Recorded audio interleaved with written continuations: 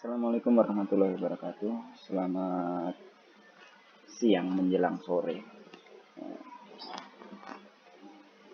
Apa kabar teman-teman? Semoga selalu sehat di masa-masa pandemi ini.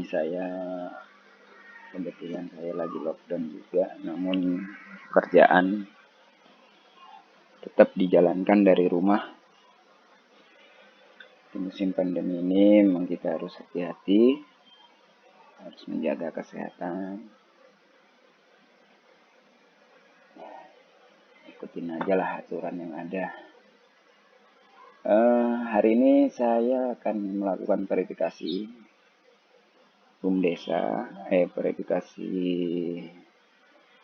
dokumen berbadan hukum. Namun saya membantu teman saya ini, karena kebetulan teman saya sedang kondisinya sakit, yaitu dinyatakan positif terdampak Omikron. Ya. Kemarin dia WA bahwa saya tidak bisa balik ke Jakarta karena saya dinyatakan positif, sehingga tugasnya saya yang menghandle. Nah, kebetulan hari ini saya sempat untuk membuka portalnya dan ada waktu untuk melakukan verifikasi. Sekalian saya lakukan verifikasi. Selain itu juga ada beberapa WA yang menyatakan bahwa dia sudah mengajukan dokumen lama namun belum diverifikasi atas nama teman saya ini sebagai verifikatornya. Nah, sekarang kita coba masuk apa benar dokumen tersebut atas namanya teman saya ini atau atas nama verifikator lain. Oke, kita lanjut saja. Nah, dari sini kita sudah melihat ada 15 dokumen yang belum masuk. Dalam artian ini banyak yang tertunda ya. Kalau seperti ini kasihan teman-teman yang sudah mengajukan dokumennya untuk segera dilakukan verifikasi badan hukumnya, produk hukumnya.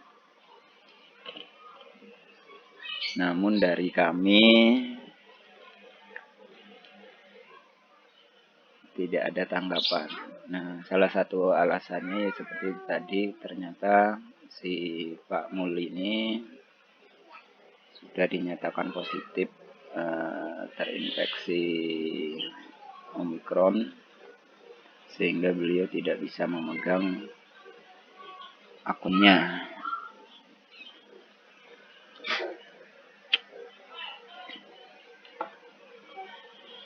Oke teman-teman, kita verifikasi yang sudah perbaikan aja.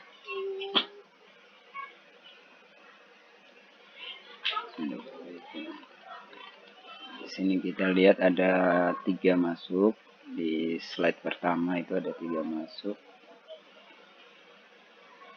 Kita lihat yang di slide keduanya file keduanya cukup banyak ya. Ada tadi 3, 4, 5, 6, 7, 8, 9 ditambah 9 ditambah ini berarti 10, 11, 12, 13, 14, 15, 16, 17, 18, 19, 20, 21, 22, 23, 24, 25, 26, 27, 28, 29, 30. ada 30 dokumen atau 30 BUMDesa yang sudah masuk melakukan pendaftaran. Sekarang kita lihat yang dari file yang pertama saja. Karena ini otomatis yang di sini ini pasti yang sudah lama.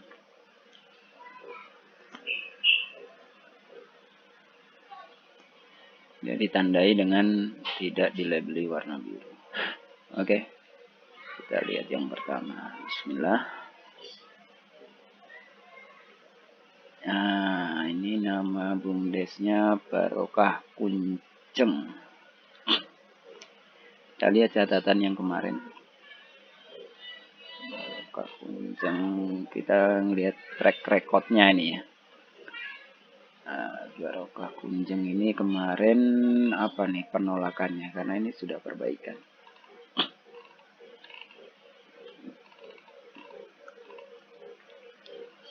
Pendaftaran Badan Hukum BUMDesa Berkah Barokah belum disetujui. Catatan perbaikannya 1, belum mencantumkan nama dan jumlah pelaksana operasional dalam pasal 17 dan pengawasan pada pasal 22 anggaran dasar. Terima kasih.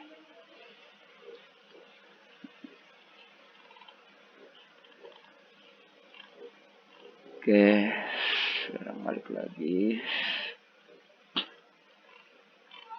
Barokah Kunceng.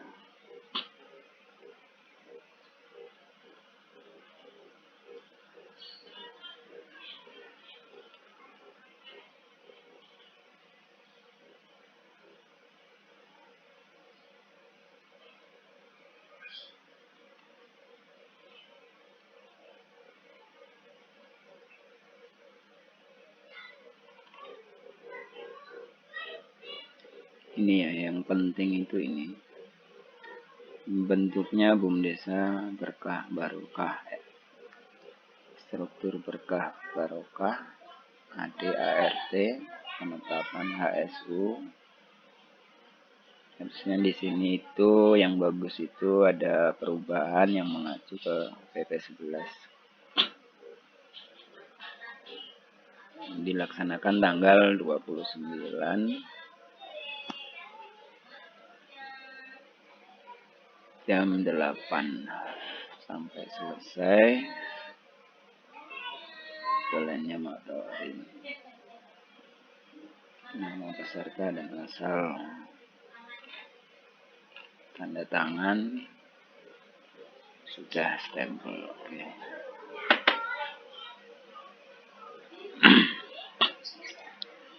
Peraturan desa.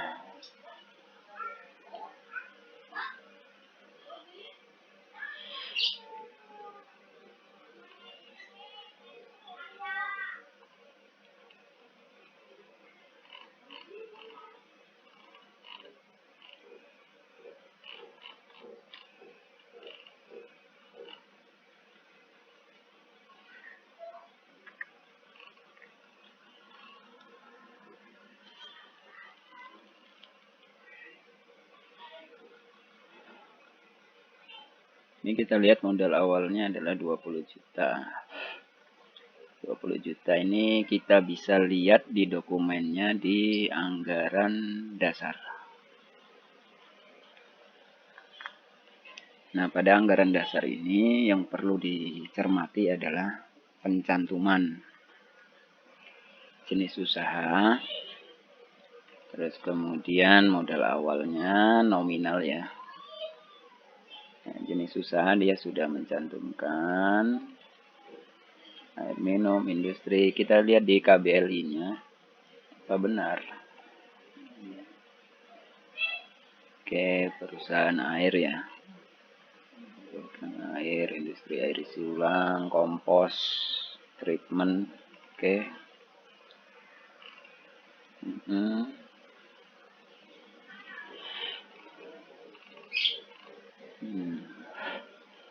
Usahanya cukup banyak tapi modalnya kok kecil, 20 juta.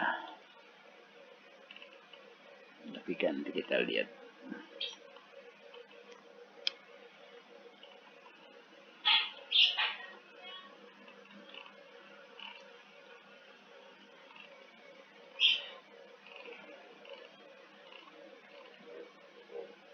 pelaksana musyawarah desa. Oke, dikasih direktur. Oke, tugas.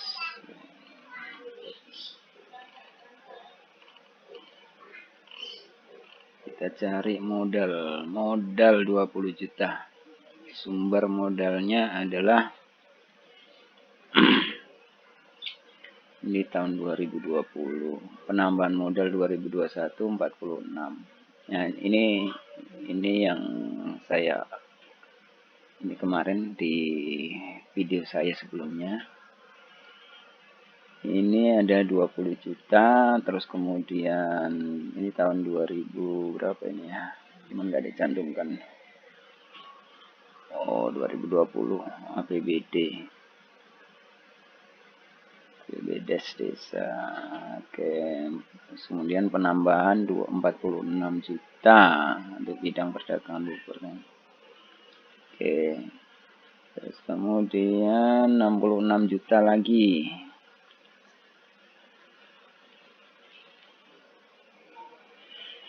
Ini aturan untuk yang menanamkan modal. Jadi gini ya, yang di video sebelumnya kan modal awal itu cuma 1. Tapi bagaimana kalau modal awalnya ada 2 seperti ini, maksudnya ada penambahan. Bisa ditulis yang ini atau di total semuanya. Yang penting sumbernya itu dari sini. APBDes. Oke, untuk modal yang jenis usaha sudah oke. Kemudian kita lanjut di tahun ini disahkan di Kuncang 30 September. Oke.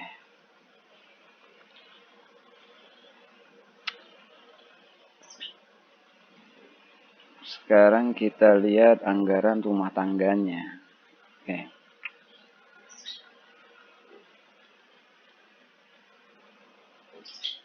Anggaran rumah tangga itu mengatur banyak hal.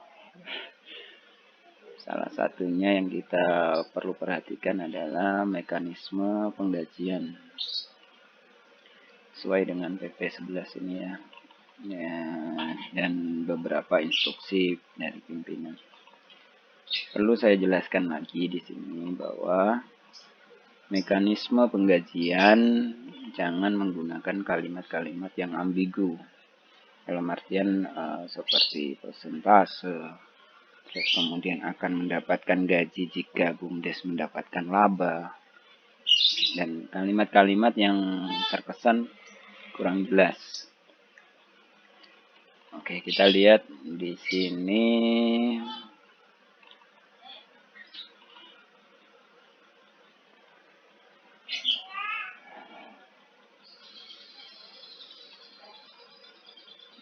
Nah, ini dapat gaji minimal dia ya. Mendapatkan gaji sedikit paling sedikit senilai Rp500.000 setiap bulannya. Tunjangan kinerja dan atau pendapatan lainnya yang sah sesuai dengan kemampuan. Nah, gajinya itu adalah 500. Ini adalah standar minimal kami atau sesuai dengan instruksi pimpinan kemarin bahwa BUMDes kalau gaji pegawainya itu kurang dari 500 dilakukan penolakan. Terus kemudian bersama dengan direktur kata berhak mendapatkan penghargaan kinerja dari pendapatan bersih BUMDesa. Oke. Ini tidak masalah ya. Yang jelas dia sudah mendeskripsikan paling sedikit 500.000.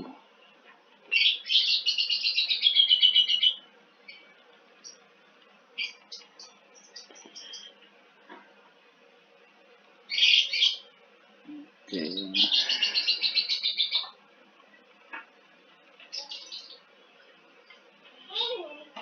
Cara ini hal-hal yang umum, saya rasa hampir semua sama dokumennya.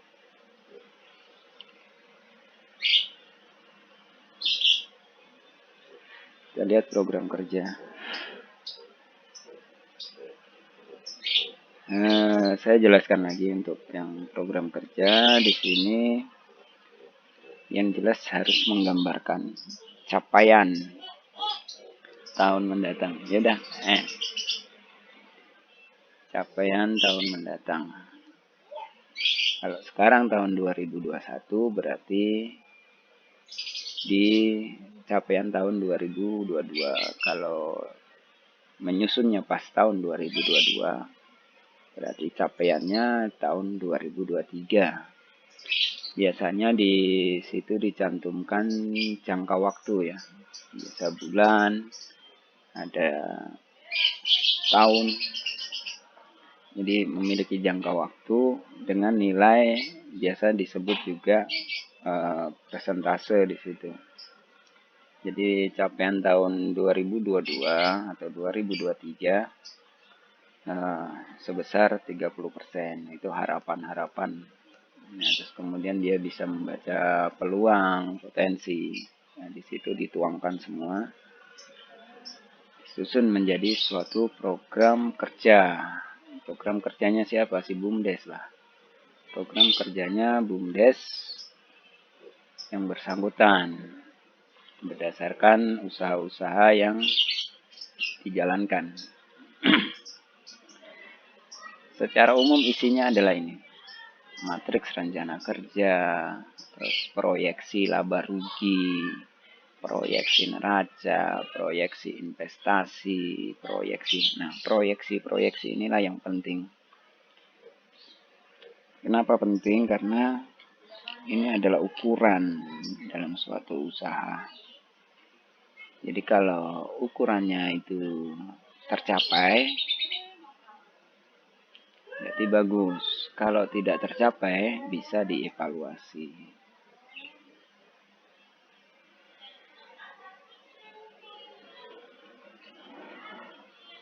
Sekarang kita lihat apa sih program kerjanya dari BUMDes Kunjeng ini. Profilnya, moto, visi, dan misi. Membangun Indonesia dan perekonomian Indonesia. Oke. Ini struktur ini wajib ya. Jadi kita harus sertakan struktur namanya suatu perusahaan ya. Kita anggapnya suatu perusahaan sehingga ini adalah hal yang penting dalam suatu usaha. Jabatan penasehat, pengawas, direktur, sekretaris bendahara, manajer. Oke. Penyertaan modal 20 juta.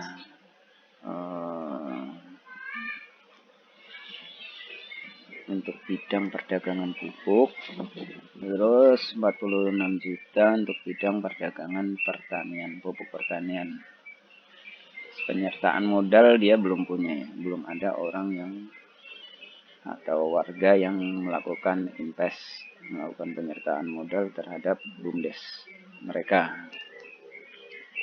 Sekarang kita lihat evaluasi kinerja tahun sebelumnya.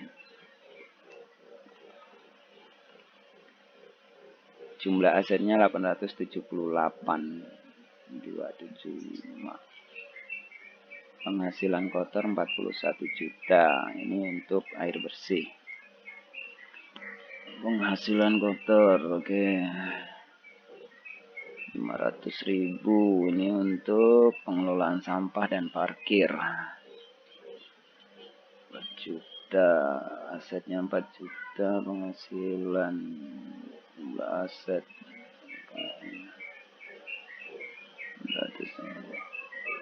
Modal awal, penambahan modal, pemupukan modal, bermodal, utang piutang nggak ada.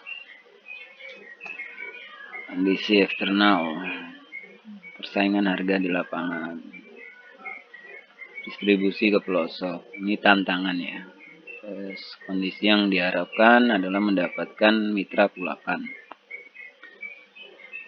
Mitra kulakan mungkin yang dimaksud ini adalah mitra yang mempunyai harga yang relatif diterima lah sama masyarakat. Jadi relatif bersaing tapi eh, cukup menguntungkan. Strateginya adalah memberikan pelayanan terbaik. Ya. Di sini distribusi ke pelosok. Jadi dia ini mungkin untuk distribusi barangnya agak kesulitan ya, mungkin di apanya ini ya, di gudangnya atau di pemasoknya. Nah ini membuat strategi yang lain itu apa ya? Membuat strateginya itu adalah membuka cabang baru atau seperti apa kan begitu. Peluang. Masih banyak toko atau warung yang belum menjadi mitra. Nah, ini harusnya menjadi strategi ini. Menjadi mitranya. Semakin banyak warung menjadi mitra. Oke. Terus menerus melakukan promosi dan inovasi pelayanan. Oke. Belum adanya toko, bangunan di desa. Tempatnya di pelosok atau banyak konsumen.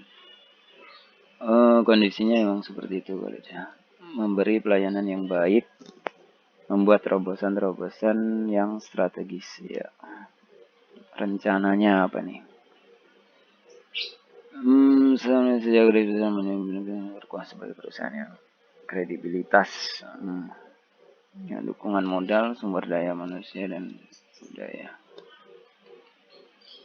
Strategi untuk mencapai tujuan dan seorang Indonesia adalah sebagai berikut. Besar modal, memperluas jaringan, memperbanyak toko, mencari distributor. Oke. Nah ini yang saya bilang tadi untuk matriks kerja. Di mana workshop manajemen alokasinya adalah 500. Sumbernya Bum Desa, pengelola Bum Desa mengikuti pelatihan. Outputnya itu ya, outcome-nya pemahaman dan keterampilan pengelolaan Bum Desa. Itu waktunya Juni 2021. Oke, Juni. Berarti sudah lewat ini.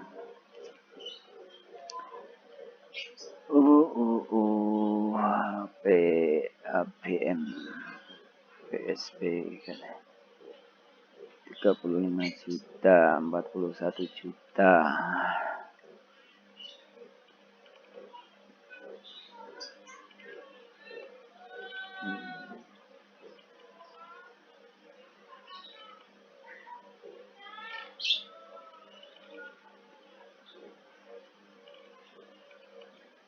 Belum ada yang kerjasama ya. Rencana kegiatan bidang usaha 1, 2, 3, 4, 5 bidang usaha.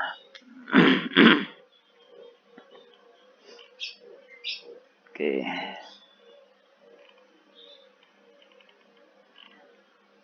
Oke, KBLI, BUMDes, gaji, siap.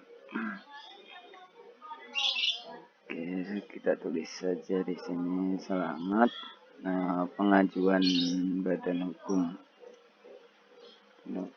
Bum Desa sudah kami setujui. Terima kasih. Oke, sekarang kita lakukan verifikasi. Kita setuju.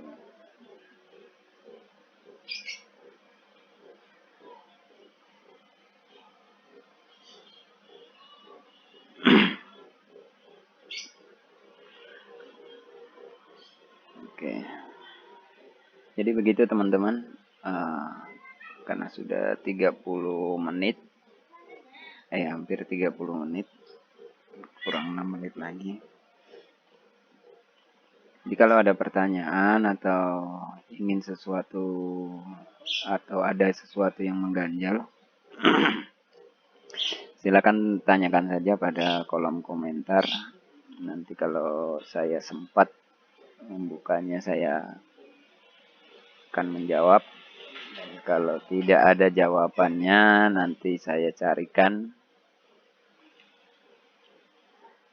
Dan kalau ada yang salah dalam penjelasan saya kali ini, mungkin bisa dikoreksi oleh teman-teman sekalian berdasarkan kondisi dan fakta yang ada di lapangan.